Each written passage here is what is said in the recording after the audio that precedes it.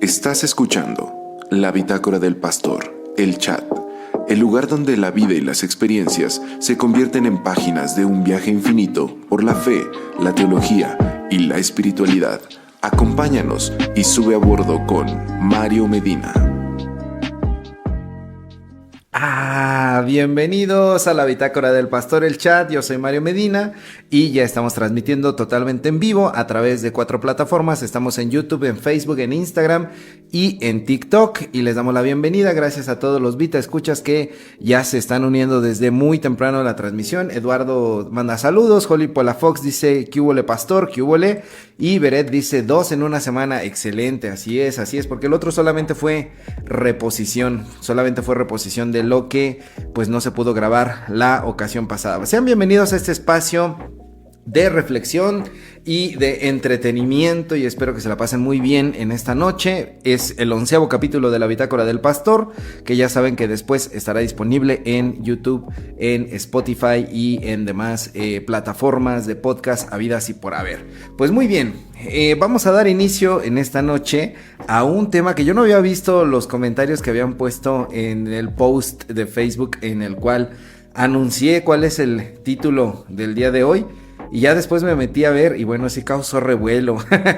Mucha gente ahí comentando al respecto de una serie que ha causado conmoción a nivel mundial y es la serie de Los Elegidos, en inglés The Chosen, Los Elegidos o El Elegido. Esta situación de que en el inglés puede ser tanto singular como plural, el artículo the o the y chosen, que puede ser pues no tienen hay un singular, un plural, entonces es El Elegido o Los Elegidos. Y pues bueno, es una serie que fue creada en 2017 por Dallas Jenkins, que yo estaba buscando un dato, no sé si sea fake news, pero Dallas Jenkins es hijo de quien hizo la serie de libros Dejados Atrás. No sé si ustedes conocen esa serie de libros de Dejados Atrás, que tiene gran relevancia en el mundo cristianoide porque pues gran parte de la teoría esta del arrebatamiento tiene que ver con las obras que hiciera el papá de Dallas Jenkins, si es que este dato es cierto.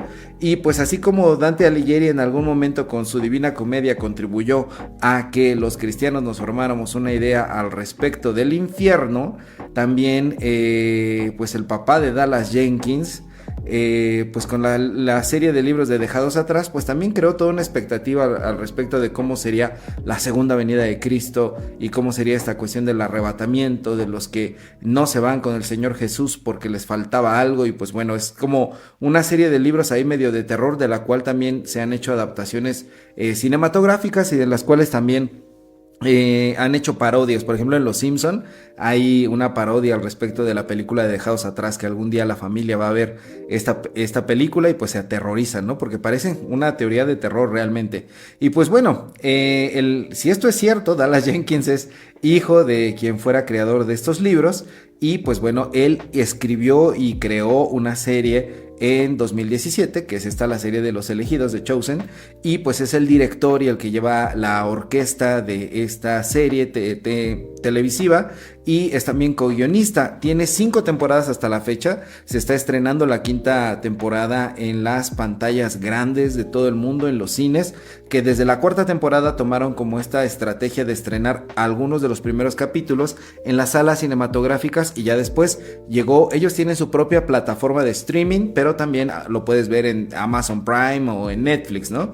Y pues bueno, cada temporada tiene entre 8 o 9 capítulos, cada capítulo dura aproximadamente 50 minutos, 55 minutos. Los protagonistas, ¿quiénes son? Son Jonathan Rumi como Jesús de Nazaret, Shahar Isaac como Simón Pedro, Paras Patel como Mateo, Elizabeth Tavish como María Magdalena, Noah James como Andrés, Abe Bueno Halat como Santiago el Mayor, Vanessa Benavente, que es latina, como María, la mamá de Jesús, y Luke Dimian como Judas Iscariote. Y pues bueno, esta serie se dio a conocer a nivel mundial porque tuvo una situación de micromecenazgo. Eso quiere decir que las personas, los particulares dieron unas cuantas donaciones para que se pudiera realizar la serie, para que se pudiera financiar. Y pues bueno, hasta 2021 las cifras que se tienen registradas, los espectadores habían aportado 40 millones de dólares para esa producción. Y dice Vane, y nomás lloramos y lloramos en cada capítulo. Es una serie que a muchas personas les hace llorar, que les parece muy, muy conmovedora. Y pues bueno, esta estrategia que yo estaba comentando del micromecenazgo se hace para que se pueda ofrecer de forma gratuita en su plataforma, y también lo hacen como una especie de estrategia evangelística, que tú le puedas compartir a alguien la serie para pues poder difundir, ¿no?, el evangelio de alguna manera a través de esta serie. Y ha tenido bastante impacto global porque se ha traducido a más de 600 idiomas y ha acumulado más de 250 millones de espectadores y tiene 17 millones de seguidores en sus redes sociales, que de hecho tienen como las redes sociales para cada país, las redes sociales oficiales de Estados Unidos, las de Latinoamérica, las de Perú, las de Colombia, como que cada país saca sus redes oficiales de esta serie de Chosen, y ya los actores se han vuelto como celebridades, ¿no? Entonces ha ganado también algunos premios dentro del mundo cristiano, que hay algunas premiaciones, así como hay los Grammys cristianos, hay también, bueno, no se llaman Grammys, tienen otra forma, se llaman los premios ARPA. También en el mundo del cine está los premios Dove Award, que son los premios Paloma, y que en 2022 ganó esta serie como la serie más inspiradora del año. Dice Eduardo, yo no he visto ningún capítulo de este podcast, depende si la veo o no. No, pues no, manito, a mí no me eches la culpa de nada. Y pues bueno, como les decía, ahora se están estrenando los primeros 2 capítulos de esta serie, que la quinta temporada lleva el subtítulo de La Última Cena, y se está estrenando en México y en Latinoamérica a partir del día de ayer. Entonces, de alguna manera, el estreno de estos capítulos coincide con la Semana Santa. Y de hecho, el 2 de abril hubo un evento en la Plaza Carso, donde vinieron algunos de los actores para poder promocionar esta nueva temporada. Y pues se tiene estimado que sean 7 temporadas de la serie. Ya van en la quinta. Esta quinta se enfoca en la última cena. La sexta se va a enfocar en la crucifixión, y la séptima se va a enfocar en la resurrección. Y bueno, si ustedes se quieren spoilear la serie, pueden leer la Biblia, así como no pueden leer los 4 evangelios, y ya sabrán ahí el spoiler, ¿verdad?, de esta serie. Y pues bueno, el título del día de hoy es El lado oscuro de The Chosen, el lado oscuro de los elegidos, porque hay que hablar de todas las cosas que esta serie ha hecho mal y por qué le hace daño a la fe. ¿Por qué es que una serie como The Chosen es tan peligrosa y por qué causa escozor para muchos sectores del mundo cristiano? Y por qué está causando un revuelo no solamente en el aspecto positivo, sino también en el aspecto negativo. Y no es lo que ustedes piensan, no es que esclavicen niños haitianos para poder realizar la serie, sino que algunas de estas personas pues han hecho algunas críticas en redes sociales, y quiero compartir con ustedes algunas de esas críticas. Dice Beret, concuerdo con Eduardo. Tampoco la han visto. A ver, pónganme en los comentarios quién sí ya la vio y hasta dónde vieron, y si no la han visto, ¿por qué no la han visto, no? Qué falta de animosidad. Y bueno, en redes sociales yo me topé con una publicación de una persona que decía lo siguiente: en los últimos años, la serie The Chosen ha generado un amplio interés en el mundo cristiano por su retrato humano y cercano de Jesucristo y sus discípulos. Hasta ahí va todo bien, ¿no? Parece que está hablando a favor de la serie. Y dice, sin embargo, también ha recibido críticas severas, algunas de ellas provenientes de sectores conservadores que consideran que la serie distorsiona el mensaje del evangelio. A continuación, analizamos 7 críticas comunes desde una perspectiva teológica y bíblica. Vámonos nada más. Dice, aportando una respuesta equilibrada que invite al discernimiento. Muy bien. Dice Arturo, yo ya la vi. A ver, ¿quién más ya la vio? ¿Quién más ya vio esta serie? Bueno. Y dice, ¿por qué me niego a ver la popular serie de The Chosen? Respuesta corta pone, porque retrata una falsa imagen de Cristo. Una falsa imagen de Cristo, y lo pone en 7 puntos. Punto número 1, es un Jesús con defectos relacionable. Es un Jesús con defectos relacionable. Y esta es una cita directa de los compositores musicales de la serie, que por cierto esta serie ha destacado mucho en los aspectos técnicos, en fotografía, música, iluminación, ambientación, vestuario, actuación, porque está muy por encima de lo que en nivel producción se tiene acostumbrado que sea como las series cristianas o que hablan de temas bíblicos, y en comparación con otras series pues también sale muy bien librada, series no de temática bíblica, series no cristianas, porque la verdad es una producción bastante profesional. Dice Vane, solo hasta la temporada 3, solo han visto hasta la temporada 3. Sigan por favor comentando si ya la vieron o no la vieron, o hasta qué temporada ya vieron. Y bueno, esta primera crítica que hace este escrito que encontré en redes sociales, quien lo haya puesto, no es en contra de la persona que lo puso, yo solamente lo vi como reposteado varias veces y estoy hablando de esto que se puso, el lado oscuro de The Chosen, ¿por qué me niego a ver la serie, no? Y decía que el punto número 1 es que es un Jesús con defectos relacionable, y eso se teme que minimice su divinidad. ¿Qué podríamos decir al respecto de esta primera afirmación? Y así nos vamos a ir con cada una de las 7 afirmaciones. Bueno, decir que Jesús es relacionable no implica presentarlo con pecado, o sea, que tenga relaciones con otras personas, no lo hace débil, no lo hace que tenga errores morales, no lo hace que sea una persona con defectos, etcétera, sino que al contrario, ¿no? Holly Palafox dice, yo ya vi las 4 primeras temporadas. Ah, muy bien, pues Holly Palafox a lo mejor va a ir al cine a ver la 5ª temporada, o se va a esperar a que salga en las plataformas. Bueno, hay algunos versículos bíblicos como Hebreos 4:15 que afirman que Jesús fue tentado en todo y que fue igual a nosotros en todo, pero sin pecado. Entonces, decir que Jesús fue igual que a nosotros en todo, eso significa pues que también tenía emociones, que también se cansaba, que también tenía hambre, que también lloraba, que también tenía la necesidad de orar y tenía la necesidad de depender del Padre Celestial, y por lo tanto pues también tenía relaciones con otras personas de amistad, de compañerismo, de trabajo, de familiaridad, ¿no? Relaciones familiares.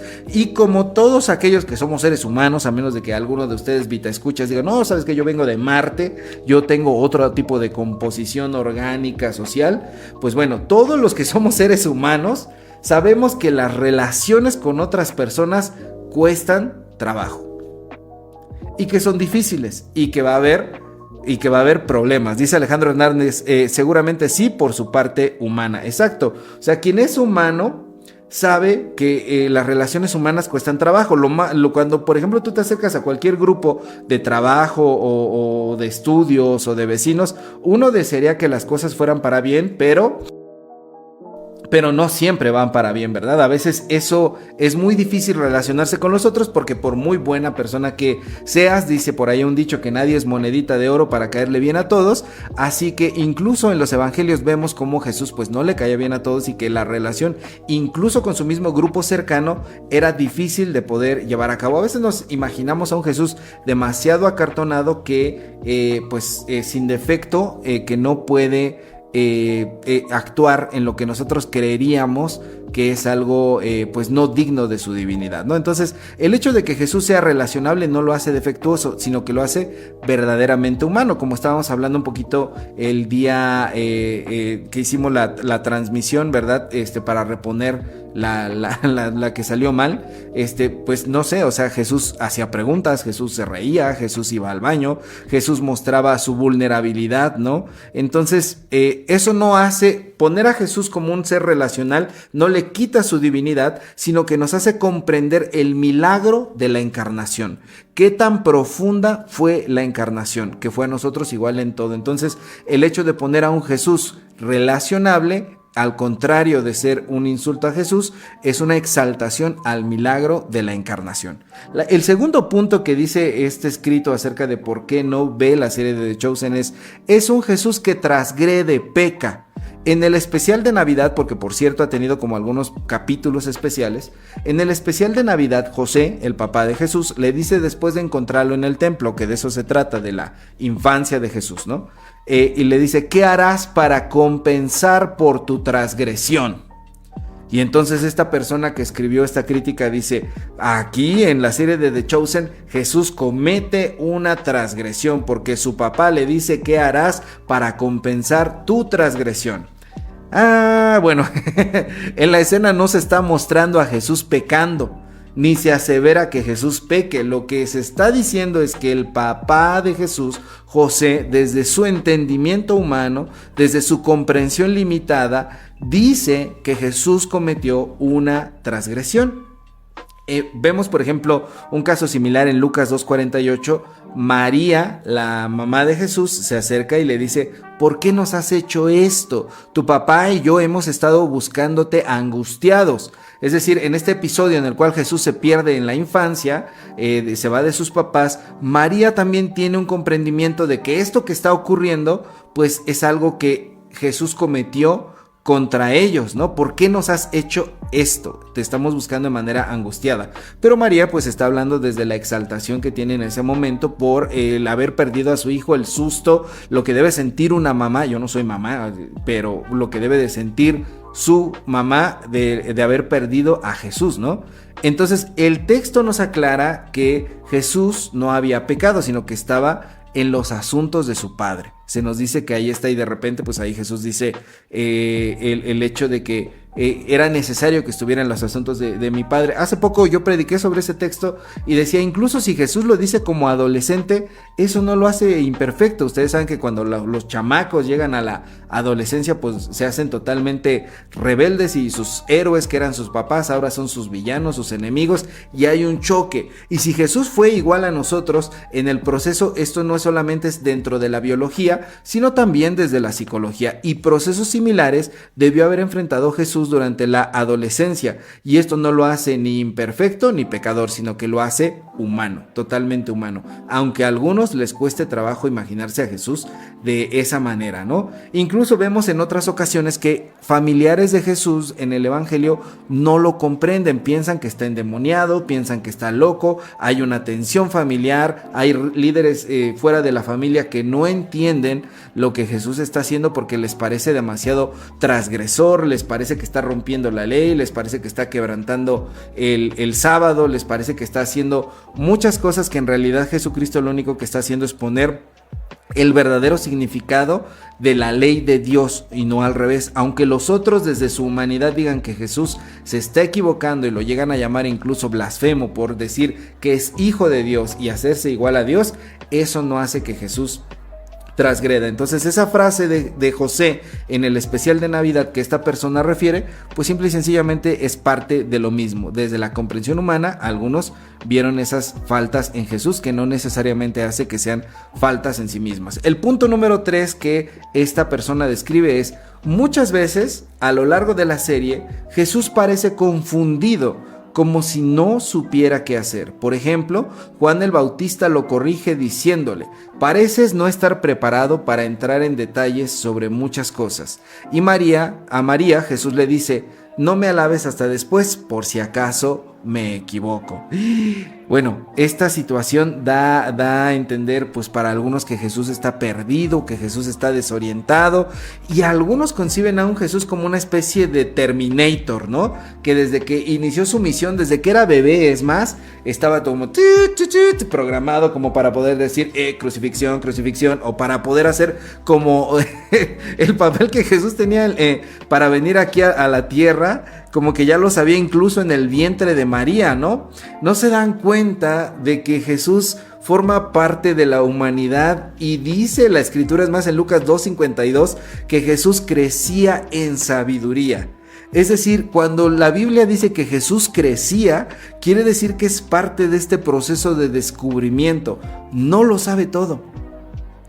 Y parte del proceso de descubrimiento y parte del proceso de crecimiento es no solamente que a veces ignoramos, sino que a veces derribamos los conocimientos previos que teníamos, porque la experiencia, la experimentación y el simple caminar de la vida nos enseñan otras cosas.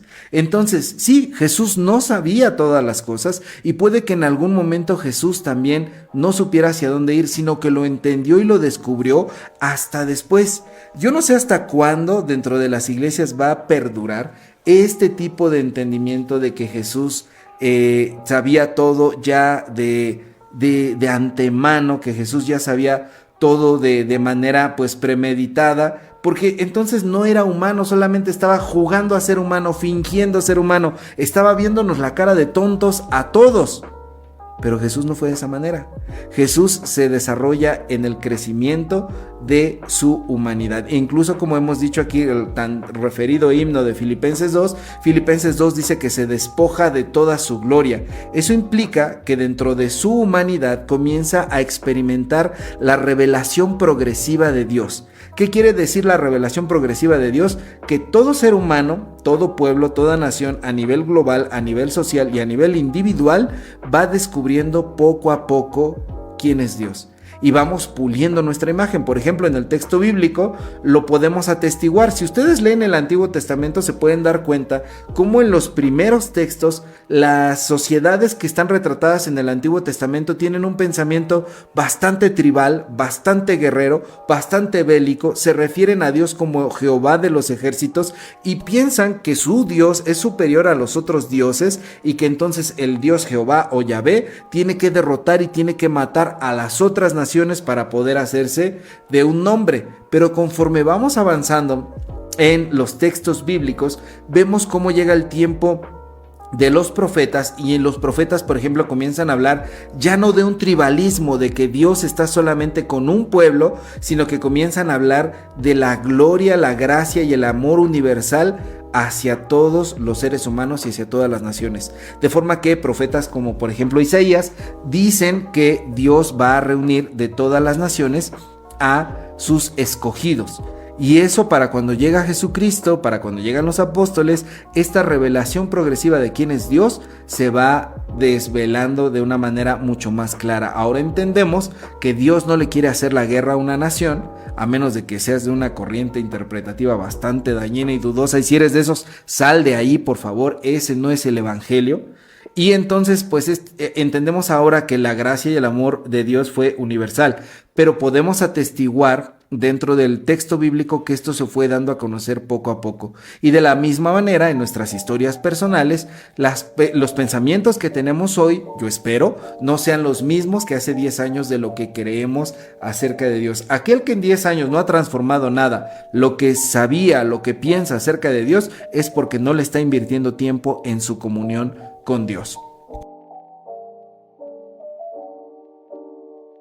Y bueno, entonces Jesucristo, al formar parte de la humanidad, experimenta también en ese tiempo la revelación progresiva de parte de Dios, y para eso es que está todo el tiempo en constante comunión con Dios a través de la oración con su Padre, para poder conocer hacia dónde ir y qué hacer. Por eso es que en Getsemaní, en Lucas 22:42, lo vemos pidiendo evitar la cruz, evitar ese sufrimiento si es posible.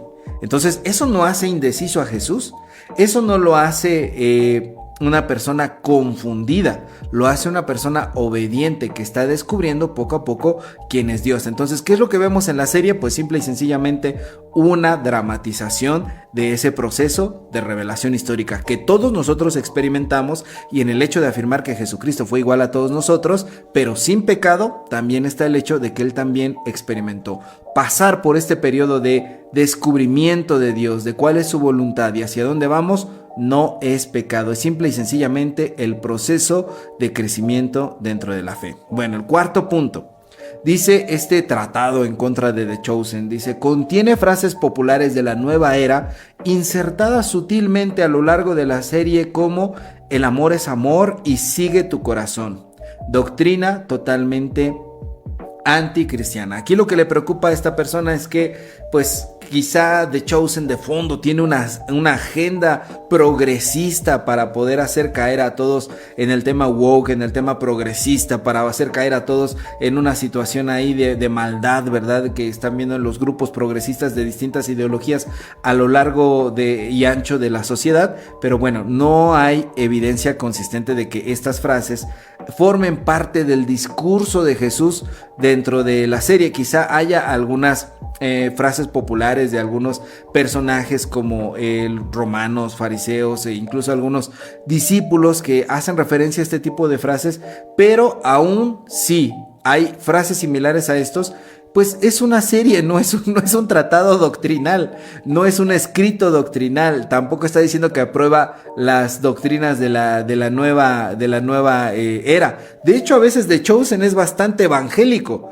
Y vamos a ver por qué, porque la mayoría de los guionistas, que ahorita hay otro punto al respecto de estos, son cristianos evangélicos que todo el tiempo están metiendo las cuestiones de el arrepentimiento, de la fe, de la necesidad de negar el pecado, de dejar, perdón, el pecado. Entonces de repente tú puedes saber ahí en la serie como de que es sutil, pero yo diría que lo que es sutil no es la doctrina de la nueva era, sino la doctrina de los evangélicos, y de repente es muy bonita la serie. Pero de repente sí, yo he tenido momentos en los que digo, me están predicando, ¿no? Me están poniendo una serie, pero son muy leves, la verdad son muy leves. Y yo sí sería bastante crítico con esto, al contrario de promover la doctrina de la nueva era y de estos nuevos tipos de creencias, me parece que hay... es para el otro lado, ¿no? Incluso pues vemos cómo hay personajes rotos en su estructura familiar, rotos en su estructura sentimental, que se transforman por el encuentro con Jesús, que simple y sencillamente vienen a tener un cambio de ideas, un cambio de formas de ser cuando tienen ese encuentro con Jesús. Toda la primera temporada se trata de eso. Vemos a una Magdalena que se transforma cuando se encuentra con Jesús, a un Pedro, a un Juan, a un Mateo, que son transformados por el encuentro con Jesús. Entonces, esta persona que tiene miedo como de que la nueva era y sus doctrinas pues de relativismo moral, de que está bien hacer lo que sea, pues en realidad no está tan acertada, porque en realidad la serie promueve una idea contraria al relativismo moral. Entonces por esa parte tampoco va en esa crítica. Lo quinto que dice dentro de esta crítica, dice mormones, rabinos judíos, evangélicos y católicos e incluso no creyentes desempeñan roles de asesoramiento espiritual para garantizar la sensibilidad ante las diferentes perspectivas religiosas. Dice, es decir, falso ecumenismo. Dice, dentro de la producción hay gente de todas las o de un gran sector de los credos ahí religiosos. Y pues bueno, los que más destacan, por ejemplo, Dallas Jenkins, que es el director, es evangélico, y pues él ha afirmado su fe en el Cristo bíblico de los evangélicos. Jonathan Rumi, el actor que interpreta a Jesús, es católico y es bastante activo en su fe. De hecho tiene como un testimonio así como de que antes de entrar a interpretar a Jesús estaba como en la ruina económica y que de repente le llaman para poder hacer este papel, y le da, algunos lo han calificado como el síndrome del Mesías, que le ha ocurrido a otros actores que han interpretado a Jesús, que a partir de que interpretan a Jesús algo les pasa, que ya no vuelven a ser los mismos y ahora quieren dedicarse un poquito como a hacer otro tipo de situaciones, ¿no? Entonces pues ahora Jonathan Rumi está invirtiendo su tiempo en promover su fe y en predicar y hablar a los jóvenes, ¿no? Entonces mucha gente ha jalado como por ahí para poder escucharlo a él, pues debido a que tiene toda esta fama de acuerdo a lo que se ha hecho dentro de la serie, ¿no? Darrell Eves, que es un productor ejecutivo, es mormón, pero no interviene en el contenido teológico, doctrinal o en el contenido de los guiones, ¿no? Él está más bien en la estrategia de difusión, en la estrategia de financiamiento para la serie. Y es cierto, hay un gran sector ahí como de esta televisora que tiene que ver con la Iglesia de Jesucristo de los Santos de los Últimos Días, que dicen no nos digan mormones, dijeron los mormones, pero no están en la parte de guión, están en la parte están en la parte de difusión, y aun si estuvieran en la parte de guión, tampoco en el guión están metiendo como cuestiones particulares de la doctrina mormona, porque esto sería anacrónico, sería atemporal y estaría totalmente fuera de contexto hablar de este tipo de creencias particulares de los mormones dentro de esa serie, porque pues está hablando de un tiempo de un tiempo específico. Dice, ¿esa síntesis de The Chosen la escribió Trump o qué? No sé, la de este vato, pues quién sabe, es gente que yo creo que piensa mucho se alinea mucho con ese tipo de pensamiento que no quiere nada de diversidad, que no quiere nada de pensamiento llamado así progresista, o todo lo que les huela así piensan que está mal, ¿no? Y el hecho de que puedan convivir personas de diferentes credos pues les espanta mucho, ¿no? Entonces el hecho de que estén estas personas de diferentes denominaciones pues no quiere decir que se está predicando que todas las religiones son iguales, se está hablando acerca de Jesucristo, ¿no? Es una cooperación técnica, es una cooperación cultural, no es un sincretismo doctrinal. Y además pues bueno, el hecho de que haya rabinos y haya expertos de todas las denominaciones es para poder contextualizar la cultura judía de manera adecuada de acuerdo a lo que se vivía en el primer siglo. Y de hecho la ambientación de Chosen tiene unos detalles tan pequeños que uno podría pensar, bueno, quien tiene como ojo clínico, ojo crítico al respecto de esto, se da cuenta de que hay expertos detrás de eso. O sea, cuando tú la ves, la disfrutas mucho. Es una serie, no quiero decir con esto que necesites como ser un erudito para entender la serie. Es muy disfrutable, es muy sencilla. Pero si tienes algún conocimiento previo de la cuestión contextual del siglo I, de un poquito de estudios acerca del Nuevo Testamento, te quedas así como, wow, esa silla está ahí por eso. Pusieron esa comida así por eso. Esa tela que están usando es por esto. O sea, los pequeños detalles hacen la diferencia. Y en esta ambientación que ellos han hecho, en esta recreación que hicieron, pues verdaderamente han ayudado a contextualizar cómo era ese mundo, que es muy difícil de hacer y por eso necesitan valerse como de la mayor cantidad de expertos, sin importar de dónde provengan. Y pues bueno, esto es algo que pasa también, por ejemplo, en las traducciones bíblicas. Hay mucha gente por ahí espantada y necia diciendo así como de que, ¿por qué en las traducciones bíblicas pues invitan a expertos de otras denominaciones, de otras religiones e incluso ateos para poder traducir la Biblia? Porque son expertos, porque son profesionales, porque son lingüistas, porque son filólogos, porque son antropólogos, porque son sociólogos, porque son arqueólogos, porque son teólogos y porque saben de lo que están hablando. Y son objetivos en su trabajo para poder traducir estas pues nuevas versiones de la Biblia. Lo mismo está pasando en esta serie de The Chosen, que tiene mucha investigación detrás y realmente se nota en el momento de que ves el producto que te están dando, ¿no?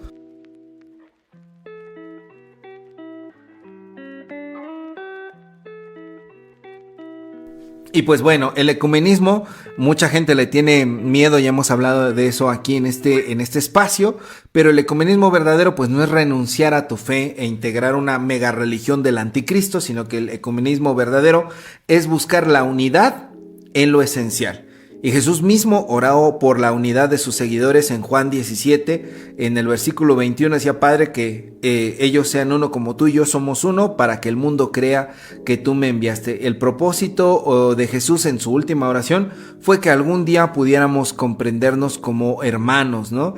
Y aún así, nosotros insistimos en dividir, en decir, no, estos son los verdaderos cristianos, aquellos no son los verdaderos cristianos, estos sí tienen la verdad y aquellos no tienen la verdad. Y contrario a eso, pues bueno, hay mucha gente que intenta impulsar una agenda de división, cuando Jesucristo siempre impulsó una agenda de unidad, de unión, ¿no? No a costa de la verdad, sino a través de la verdad. El sexto punto de esta persona que escribe este manifiesto en contra de The Chosen es: gran parte del material de la serie, incluyendo personajes clave y amados, es completamente ficticio.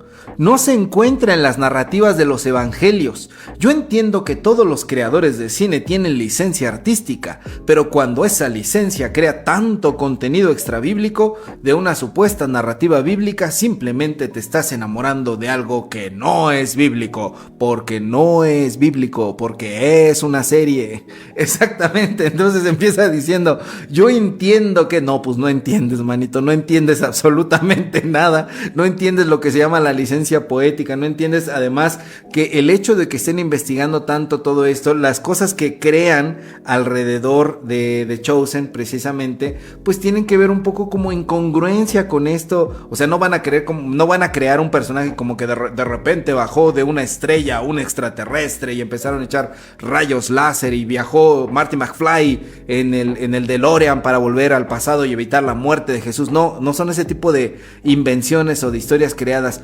Lo que hace muy bien esta serie es que sí completan los huecos del Evangelio, porque tenemos que reconocer que dentro de la Biblia no tenemos los relatos completos, tenemos el Evangelio de acuerdo a Mateo, Marcos, Lucas y Juan, y que esta diversidad de 4 autores, que si tú piensas que los Evangelios dicen lo mismo, te invito a que los leas bien. Hay Biblias incluso que tienen como la cuestión de cuadros comparativos para que te des cuenta cómo es que, por ejemplo, un autor dice, este milagro pasó al inicio del ministerio de Jesús, y este otro autor dice, esto pasó realmente cuando él ya resucitó. Se necesitaron de 4 fuentes que daban testimonio de los hechos esenciales para que nosotros pudiéramos tener los evangelios dentro de la Biblia y completar de esa manera el relato. Pero entre ellos hay diferencias, hay complementaciones, hay cosas que solo tiene un evangelio, hay cosas que solo tiene otro evangelio, y pues bueno, los ponen a veces en diferente orden también los sucesos o las palabras de las mismas parábolas de Jesús. Se cree que de los evangelios se inspiraron algunos de ellos en una llamada fuente Cuele, se dice, que significa fuente, significa fuente Cuele, que existió un escrito antes de eso, de los evangelios que tenemos ahora en la Biblia, en la cual se inspiraron. Algunos dicen existió un libro que solamente era las logia de Jesús. Logia quiere decir palabra. Las palabras de Jesús solamente estaban así como los dichos de Jesús, y a partir de eso pues los autores del evangelio comenzaron a escribir. De hecho, cuando tú lees el evangelio de Lucas, Lucas comienza diciendo, bueno, me he dedicado a investigar las cosas que entre nosotros han sido ciertísimas, ¿no?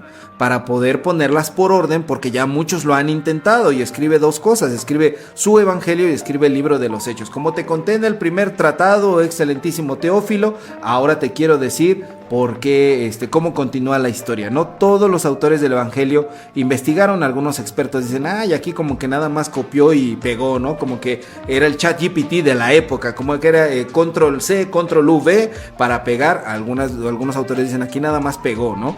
Pero pues ese fue un proceso de creación. Dice, pero si hasta la Biblia tiene licencia poética y personajes ficticios.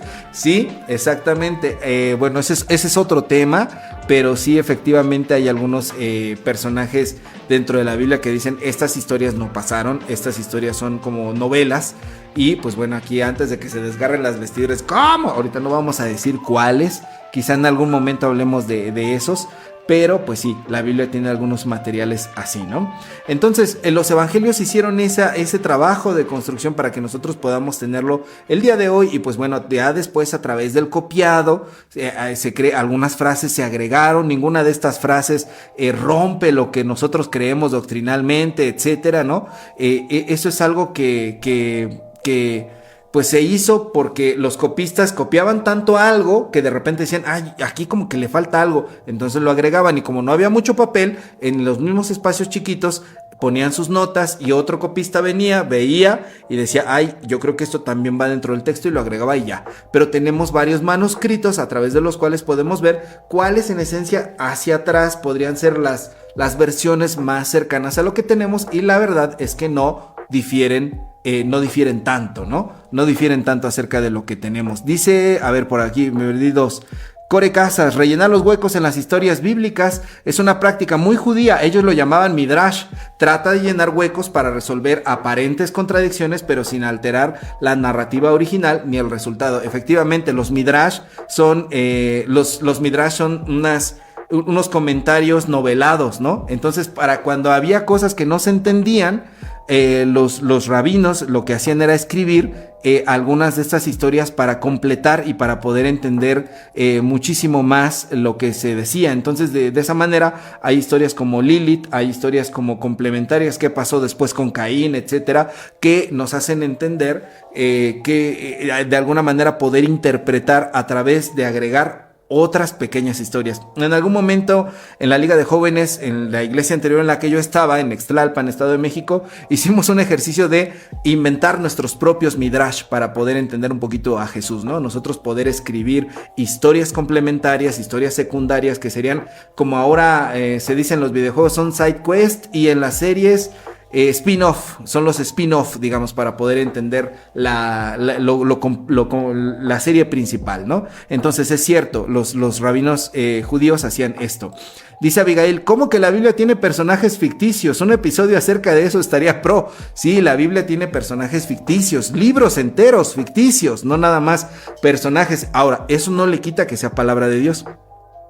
Porque el hecho de esos libros o el propósito de esos libros no es decir que son verídicos históricamente hablando, sino que hay un aprendizaje detrás de eso para que tú puedas aplicarlo a tu vida. Y las enseñanzas que están espirituales que hay detrás de eso, esas sí son verídicas. Y esas, aunque los personajes no se puedan comprobar por medio de la historia, entendida historia como la entendemos el día de hoy, sí, a las verdades espirituales nadie las puede negar. Entonces, sí, a algunos les puede asustar esa situación, pero bueno, esto es lo que yo lamento mucho, que en las iglesias a veces no haya, como de repente como que hubo una pausa, y en el siglo XVIII con Spurgeon y con Matthew Henry se quedaron todas las cosas. Entonces vas a la librería cristiana y te encuentras así, deme un tratado de teología, claro que sí, este de Matthew Henry de El año del caldo, este de Spurgeon, estos sermones de Spurgeon del año del caldo, ¿no?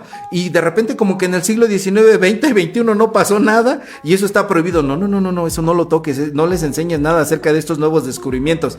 Y se quedó ahí, ¿no? Y hasta entonces las escuelas dominicales de niños y de adultos lamentablemente tienen ese nivel. Y entonces cuando uno va a la escuela de teología y se entera de estas cosas y quiere llegar bien emocionado a decírselo a la congregación se queda así de blasfemo. ¿Cómo estás diciendo eso? Pero no estamos inventando nada.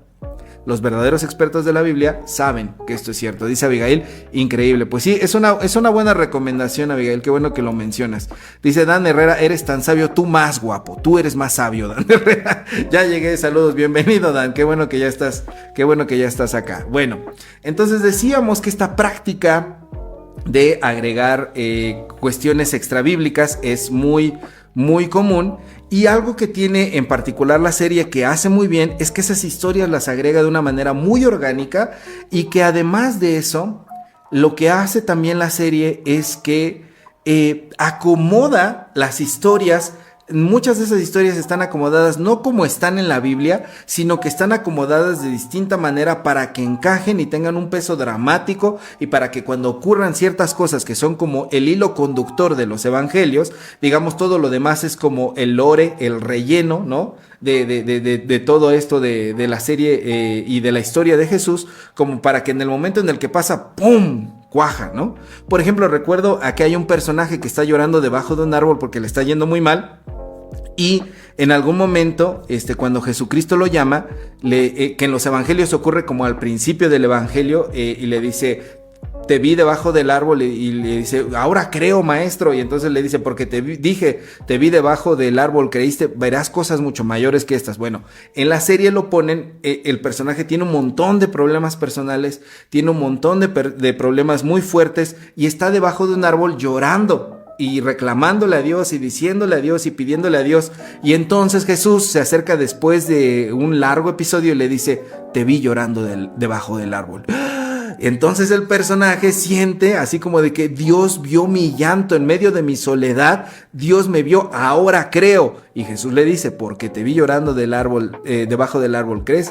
Mayores cosas verás. Como pueden ver, este pequeño ejemplo sirve como para ver cómo el peso dramático de cómo acomodan las cosas tiene mucho que ver, porque es necesario que lo hagan, y de esa forma cuaja, de esa forma encaja, de esa forma tiene un punch que no tendría dentro de una serie, no en el evangelio, ojo, pero dentro de la serie tiene muchísima más fuerza. Dice Dan Herrera, yo empaticé mucho con Nicodemo, me sentí mal por él cuando no se atrevió a emprender el viaje con Jesús.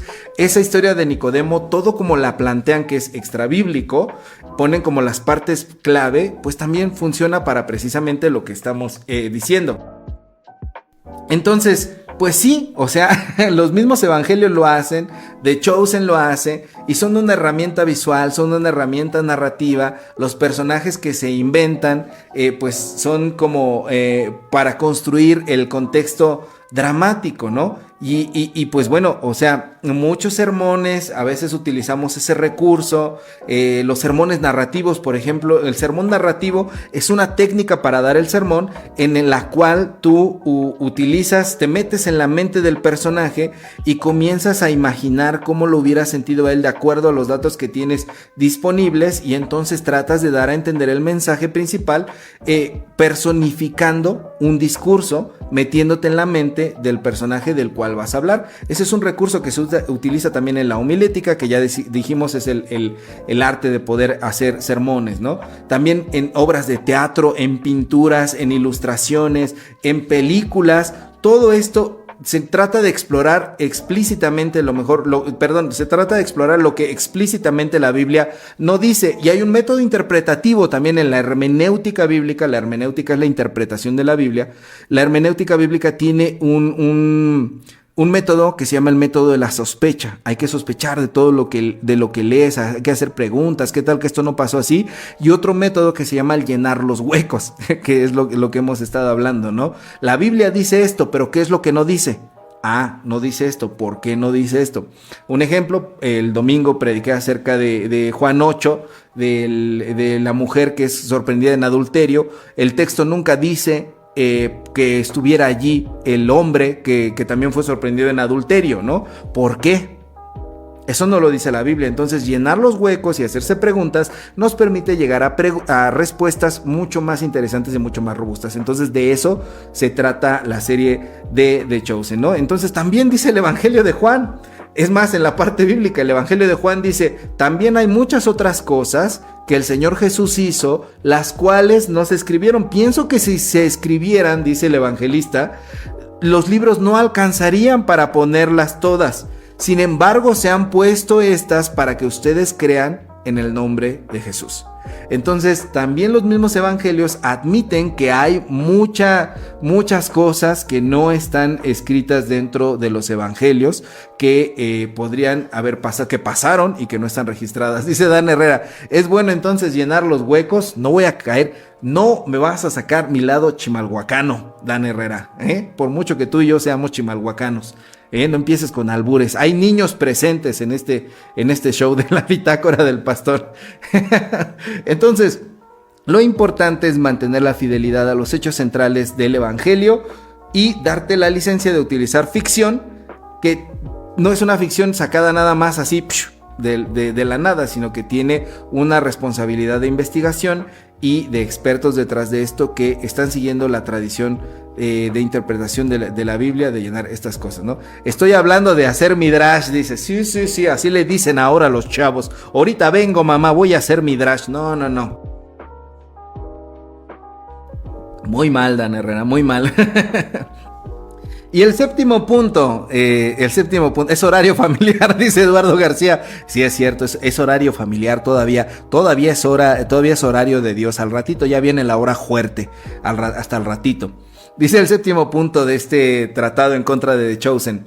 Actores clave de la serie, incluido el protagonista central, y este es el más largo de todos, incluido el protagonista central haciendo el papel de Jesús, Jonathan Roumie, han sido defensores vocales de la comunidad LGBT, no llamándolos al arrepentimiento, sino asumiendo que son hermanos que nacieron así. Precisamente el gran engaño del liberalismo progresismo actual, solo un ejemplo puedo promover muchos otros. Aquí lo ves con el conocido sacerdote James Martin, un gay affirming priest, un sacerdote que afirma y bendice la comunidad LGBT, amigo íntimo del Papa actual, que fue nombrado por él como consultor para el dicasterio para la comunicación del Vaticano, básicamente encargado de las relaciones públicas. Roumie lo llama uno de sus favoritos autores, dando una hermosa charla como para construir puentes con la comunidad marginada LGBT. Lo primero que hizo el sacerdote James Martin después de la declaración pública de fiducia supplicans en diciembre de 2023 fue tomarse una foto con dos activistas gays muy conocidos y sumamente groseros. Sus redes sociales están llenas de material pornográfico, bien que sabe, tomados de la mano mientras Martin los bendecía. Entonces aquí a Jonathan Roumie se dice, él dijo que este sacerdote era una de sus máximas referentes, de sus máximos pues ídolos en la fe, y este sacerdote apoya a la comunidad LGBT y a gente muy grosera. Y no han condenado sus posturas. Bueno, ¿qué decir de esto? Esto es el fariseísmo del siglo XXI, ¿no? Y pues que Jonathan Rumi, como dijimos, es un actor, no es un pastor, no es un teólogo, no es un sacerdote. Y pues sí, como católico ha participado en eventos junto a otros cristianos, ¿no? Y puede que cuando participamos en eventos junto a otros cristianos, a veces estos otros cristianos tienen diferencias teológicas, entonces, pero no hay una evidencia de que la serie, ni de que el actor en particular predique una teología pro LGBT, ni que The Chosen esté promoviendo esa agenda. Y ahora, como decía, podría ser atemporal o totalmente anacrónico que lo hiciera, porque están hablando acerca de la vida de Jesús, y ese es un tema que no se trata dentro de la vida de Jesús. Sorprendentemente la Biblia guarda más silencio al respecto de esto de lo que quisiéramos. Algunos dicen, pero hay un montón de versículos que dicen, bueno, eso ya será a lo mejor para otro momento, ¿no? Y pues bueno, la santidad del mensaje de Cristo no depende de la pureza doctrinal de los actores, ¿no? No depende de qué es lo que piensa un actor o del otro, ¿no? Sino del contenido de la serie, ¿no? Hay un versículo en Filipenses 1:18 que dice, aunque algunos predican a Cristo con motivaciones incorrectas, de todas maneras Cristo es anunciado, dice el apóstol Pablo. Entonces no se trata de que digan, pues es que están aprobando el pecado, sino que hay que hacer una distinción entre lo que es la serie, la vida pública de los personajes y de los actores que están ahí, y su vida privada, para estar dentro de la obra. Entonces yo creo que esta situación totalmente está un poquito jalada de los pelos, porque no tiene que ver una cosa con la otra, ¿no? Lamentablemente esta situación es lamentable, ¿no? Que estemos todavía juzgando la vida privada de los otros, y de alguna manera al que alguien sí está dedicándose a predicar y a poder impactar de esa manera, porque como decía, esta serie ha sido utilizada como una herramienta también evangelística, porque verdaderamente lo que yo agradezco mucho, a mí me gusta mucho ver películas, ver series, desde siempre fue algo con lo que yo me eduqué. No soy un experto en eso, sé unas cositas técnicas, sé muy poco, pero lo que sí agradezco de esta serie es que cuando yo la vi por primera vez, yo la vi anunciada en Netflix, ya sabes, en el menú principal te metes y empiezas a verlo, y cuando yo lo vi yo ni siquiera sabía que trataba de Jesús, y el primer capítulo Jesús aparece hasta el final, no te enteras que tiene que ver con Jesús sino hasta el final, y cuando yo lo vi agradecí mucho que yo estaba viendo una serie. No que estaba viendo una cuestión de como evangelística, como de Jesús, como de Cristo, como cristianoide. Dije, qué bueno que hicieron una serie. Hay personajes, no hay diálogos acartonados, hay profundidad, hay trama, hay arco de los personajes, hay crecimiento. No me están poniendo una representación teatral, de atril, de cartón, como lo hicieron, lamentablemente, aunque sean joyas del cine, perdón. Estas películas de blanco y negro mexicanas son simple y sencillamente espantosas. Habéis sabido que vosotros, y empieza a hablar así el Rambau. ¡Ay, no! ¡Qué pesado! Y muchas veces, hasta cuando hacemos representaciones bíblicas dentro de nuestras iglesias, las hacemos en ese tono porque creemos que el Señor Jesús hablaba siempre así. Y no es cierto eso. No entendemos que Jesús era un ser humano, ¿no? Y nos enseñaron a verlo a través de esos acartonamientos. Por cierto, hay muchos pastores acartonados también, ¿verdad? Pero no diremos nombres en esta ocasión porque es horario familiar. Decía Dan Herrera, ¿qué opinión te merece la forma en que retrataron a Mateo como un Sheldon Cooper de la época, que se dio a la manera de escribir todo lo que iba pasando, ¿no? Bueno, un Sheldon Cooper, lo que quiere decir, traduciendo, ¿verdad? A Dan Herrera, está hablando acerca de que el personaje de Mateo es un personaje autista, ¿no? Del espectro autista, porque algunos dicen ya no hay espectro autista, pero bueno, perdón si en los términos estoy equivocado, pero es un personaje autista que se dice por la meticulosidad, por lo tan exacto que hizo su evangelio, muy probablemente tenía esta condición y por eso lo hacen de esa manera dentro de la serie. Mira, yo creo que fue un acierto total esta situación. Creo que hay mucha gente que ha empatizado con eso porque finalmente es una forma de ser de los seres humanos, una forma en la que el ser humano existe y se desarrolla y ha logrado mucha empatía y verdaderamente logras encajar muy bien con la manera de ser de Mateo y pues bueno, creo que nos acerca a la humanidad y a cómo muchos de ellos dentro de sus características propias y particulares lograron estar unidos a Jesús y a su obra a través de algún vínculo. Entonces me parece muy bien lo que hicieron con Mateo en particular. Y dice Dan Herrera, el carisma de Jesús para caerle bien a los niños, me encantó eso de Jesús. En la serie de Jesús, como lo vemos retratado en los pocos pasajes de los evangelios, pues habla con los niños de una manera encantadora. Hay un capítulo, creo que es el 4 de la primera temporada, que se llama Jesús y los niños, o tercero, no recuerdo bien, pero en el que vemos verdaderamente cómo él se sienta a explicarles como rabino, tomándole la importancia a los niños que deberíamos tomarle todos los creyentes hasta el día de hoy, ¿no? Deberíamos tomarle esa importancia a los niños y Jesús lo hace. Me refiero más a que me he dado cuenta que varias personas han entendido que así fue como Mateo fue el primero en escribir su evangelio.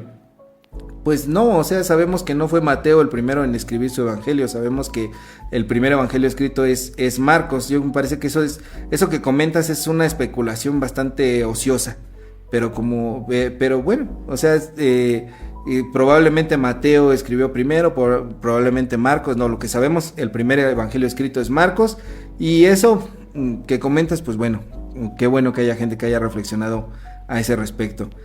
Vuelvo a decir, ¿quién dice que Jesús no amaría hoy a la comunidad LGBT?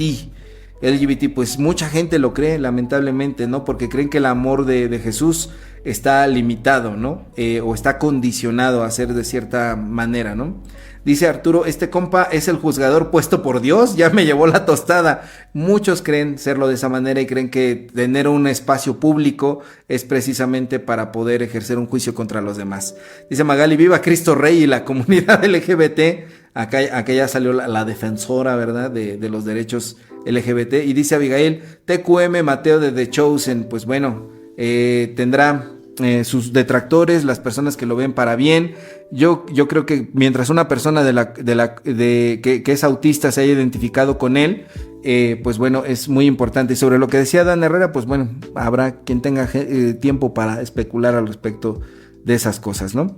Y pues bueno, termina diciendo esta persona en su tratado, en fin, The Chosen es una muy buena producción en términos cinematográficos, fíjense, si le gustó, que presenta una perspectiva liberal de las narrativas del evangelio, y precisamente eso es lo que para mi opinión lo hace tan peligroso. No es una producción católica, no es ortodoxa, no es protestante, es ecuménica, que al final es el impulso de la agenda global actual. Y pues bueno, termina de esa manera diciendo que pues es peligrosa la serie. Yo creo que lo que es peligroso es el pensamiento que divide a los seres humanos de esta forma. Y pues bueno, lamentable que haya personas así. La serie no es perfecta, la serie no es histórica, la serie no es herética, pero sí la serie trata de retratar con mucha reverencia y también de una forma muy entretenida, muy profunda. Y decían, por ejemplo, al principio, ¿no?, en los comentarios que hace llorar. Verdaderamente es una serie conmovedora, realmente toca fibras sensibles y nos podemos identificar con diferentes personajes a través de esta serie.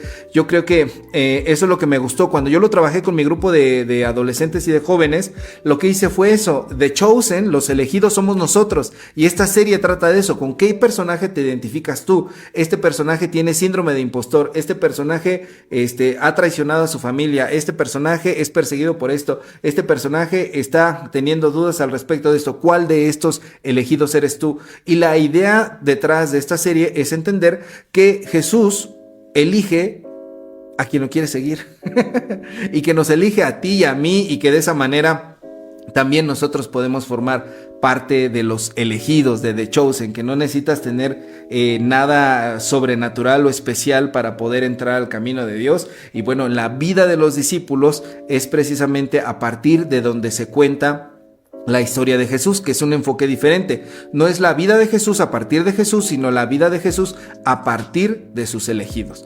Y en esa parte, por eso es que toca fibras sensibles de quienes lo ven, porque nosotros formamos parte de esos elegidos, de esos seleccionados, que no hay como una cuestión de que solamente porque tengas algunas características especiales, sino que tú puedes ser un elegido, ¿verdad? Dice Martín Larios, los fariseísmos actuales son parte de la ignorancia que permea en todos lados. La ignorancia lleva a los fanatismos siempre. Lamentablemente sí, Martín, muy bien dicho. Yo creo que aquí la situación es que cada vez más estos fariseísmos utilizan diferentes herramientas, diferentes discursos que aparentan estar muy bien articulados, pero que en el fondo tienen este espíritu de fanatismo y de querer enjuiciar a los demás. Entonces, pues bueno, de todas maneras, es una herramienta para poder conocer la historia de Jesús.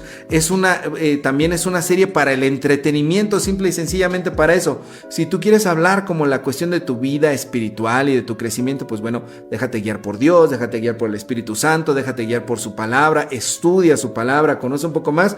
Y la serie, pues bueno, motiva. Lo bonito de esta serie es que motiva a conocer un poco más de Jesús. He leído muchos comentarios y creo que a lo mejor ustedes también, de personas que en línea dicen yo soy ateo, o yo soy agnóstico, o yo soy budista, o yo no tengo una creencia en particular, pero créanme que esta serie me está explicando a Jesús de maneras en las que yo no lo había entendido, ¿no? Entonces estas series pues pueden ser utilizadas para poder generar este conocimiento, y me parece muy importante que haya una serie de tan buena calidad hablando acerca de la historia de Jesús en este respecto. Entonces, pues bueno, ese es el comentario que hoy quería hacer. Yo creo que muchos se asustaron cuando puse así como del lado oscuro de The Chosen, pensaron que yo iba a decir como otra cosa, ¿verdad? Yo también soy muy fan de The Chosen.